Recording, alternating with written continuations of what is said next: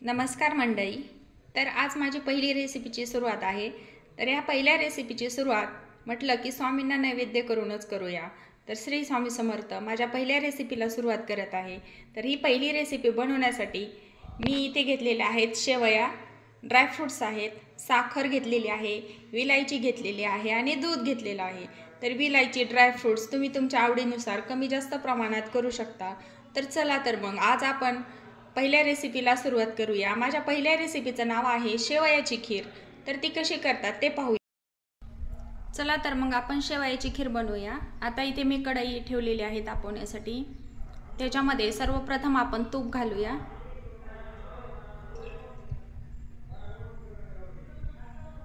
तूप थोडंसं जास्त टाकलंय मी. खिरीला तूप छान लागतं. तर मग अशी थोड्याशा भाजलेल्या शेवया आपण याच्यामध्ये परत एकदा थोड्याशा भाजून घेऊया.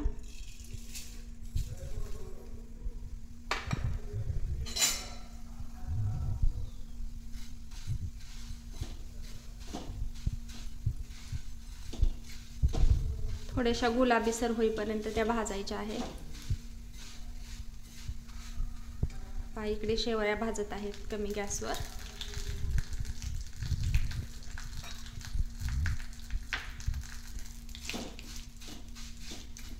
आता आपण त्याच्यामध्ये दूध टाकूया.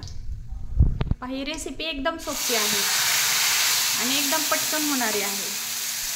तर त्याला आणखी थोडंसं दूध लागणार आहे.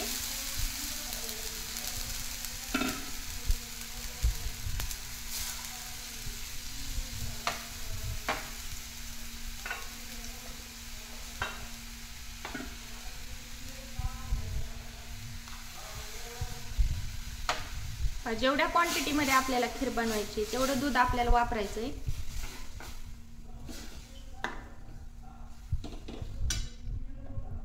आता या दुधामध्ये शेवया शिजू द्यायच्या आहेत.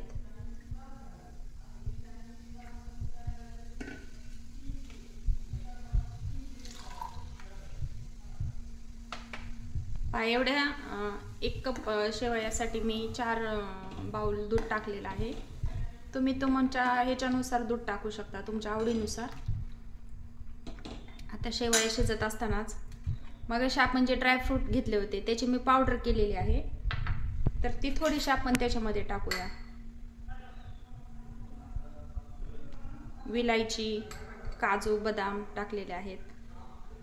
तुम्ही याच्यामध्ये पिस्ते वगैरे पण टाकू शकता तुमच्या आवडीनुसार, तुम्हाला जशी हवी आहे तशी. शेवया शिजल्यानंतर त्याच्यामध्ये साखर टाकायची आहे. अगोदरच साखर टाकायची नाही. पहा शेवया छान शिजत आलेल्या आहेत. आपण एकदा ह्याला हलवून पाहूया शेवया शिजल्यात की नाही. आता आपण याच्यामध्ये साखर ऍड करूया.